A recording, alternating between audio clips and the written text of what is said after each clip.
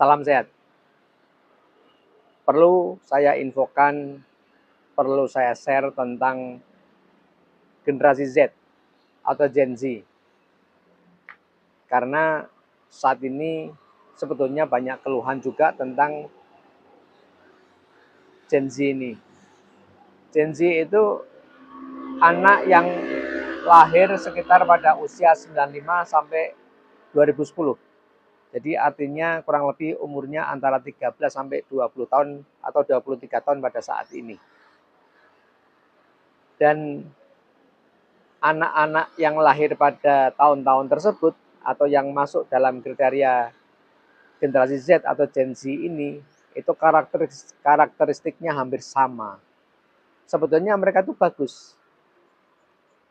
Tipologi anak lahir yang masuk dalam kriteria Gen Z ini bagus karena anak tersebut sebetulnya melek teknologi. Dia sangat tidak gaptek, tidak seperti pada generasi-generasi yang jauh yang sebelumnya atau generasi orang tuanya. Ya, jadi satu melek teknologi. Dia kreatif. Anak ini kreatif sekali. Sehingga karena kreatifnya hampir dia lebih suka berdikari, tidak mau ikut orang, tidak mau jadi pegawai. Kemudian yang ketiga dia menerima perbedaan. Jadi karena menerima perbedaan sehingga sebetulnya tidak ada konflik. Karena dia tahu Anda bagaimana, saya bagaimana, dia bisa menerima itu. Dan kemudian peduli dengan sesama. Jadi tingkat kooperatifnya, tingkat kebersamaannya cukup tinggi. Dia peduli dengan sesama. Dan yang kelima, senang berekspresi. Sekalipun kemudian jatuh atau gagal, dia bangkit lagi, dia senang berekspresi. Pas, dia senang berekspresi, tapi dia juga kreatif. Sehingga anak-anak sekarang ini, dia lebih mandiri, dia lebih suka bereksperimen, kemudian dia lebih senang misalnya berjualan, sekalipun mungkin penghasilannya belum besar. Tapi artinya selama dia mengerjakan sendiri sesuai dengan keinginannya, dia sangat bangga. Sehingga karena sangat bangganya, sehingga kadang-kadang dia terlalu tinggi ekspektasinya. Dan itu bagian dari kekurangan. Jadi kelebihannya tadi ya, melek teknologi, dia kreatif, menerima perbedaan, peduli terhadap sesama, kemudian senang berekspresi. Nah, apa sih kekurangannya? Kekurangannya salah satunya adalah satu, FOMO, fear of missing. Dia ada rasa takut dengan ketinggalan. Kalau temannya misalnya ada sebuah keberhasilan, dia bukannya iri, tapi dia takut ketinggalan. Termasuk misalnya ada tren musik, ada seseorang yang lagi saat ini lagi viral, lagi booming, dia takut ketinggalan. Jadi FOMO itu selalu menyertai, fear of missing, takut ketertinggal. Baik itu tertinggal berita, tertinggal acara, dan sebagainya. Nah, kemudian selain FOMO, kekurangan Gen Z, itu kecemasannya tingkat tinggi. Dia mudah cemas. Sehingga berdasarkan penelitian pada 2 tahun yang lalu, di Indonesia sendiri, survei tentang remaja itu mendapatkan 1 dari 3 anak ini ada gangguan psikologis. Nah, kemudian survei yang dilakukan oleh WHO, Badan Kesehatan Dunia, itu 1 dari 7 remaja itu menderita gangguan psikologis. Kenapa? Karena itu tadi, mudah cemas, tetapi pola asuh orang tua yang tidak tahu tentang Gen Z ini bisa membahayakan. Karena orang tua lebih memberikan penekanan yang besar. Misalnya, Kenapa sih kamu kok sampai nggak bisa?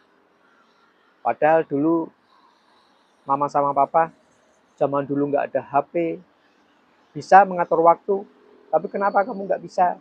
Nah ini kan artinya ada sebuah penekanan keinginan orang tua yang terlalu mendalam.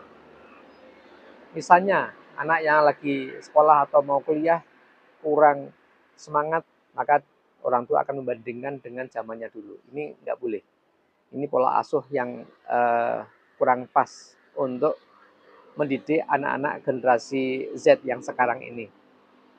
Nah, di samping kecemasan yang tingkat tinggi, anak ini mudah mengeluh. Dan keluhannya ini dia memproklamirkan self proclaiming. Jadi dia lebih senang memproklamirkan tentang keluhannya, misalnya di medsos, dia menyampaikan di status, dia lagi gelisah dan sebagainya. Ya, ini kelemahan-kelemahan generasi Z. Ya. Dan kelemahan ini yang menyebabkan akhirnya muncul gangguan-gangguan psikologis pada anak atau pada remaja. Contoh gangguan itu adalah gangguan makan, gangguan apa namanya adanya gangguan makan, gangguan kesadaran diri, dia lebih mudah melakukan hal-hal yang berisiko tinggi, kemudian juga gangguan kepribadian, ya sampai yang mengerikan adalah menjurus ke arah psikotik. Ya.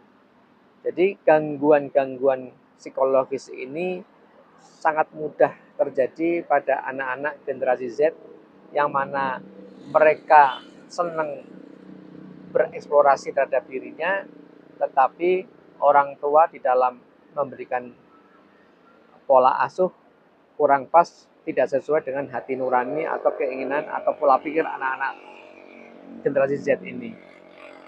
Dan ini akan menjadi sebuah kesenjangan yang akhirnya kesenjangan ini menyebabkan gangguan psikologis pada anak. Jadi untuk anak yang sekarang ini, Anda belajar memahami bahwa Anda rentan.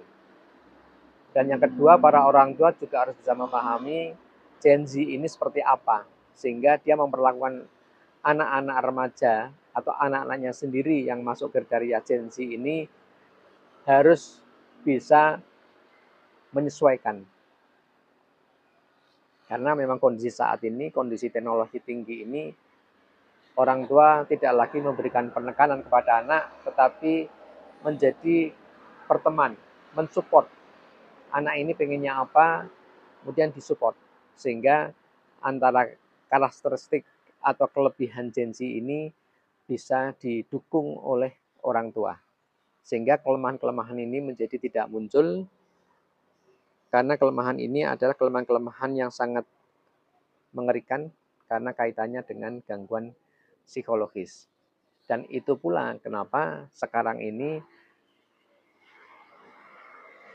dokter spesialis kesehatan jiwa ini lebih banyak pasien. Tidak hanya pasien-pasien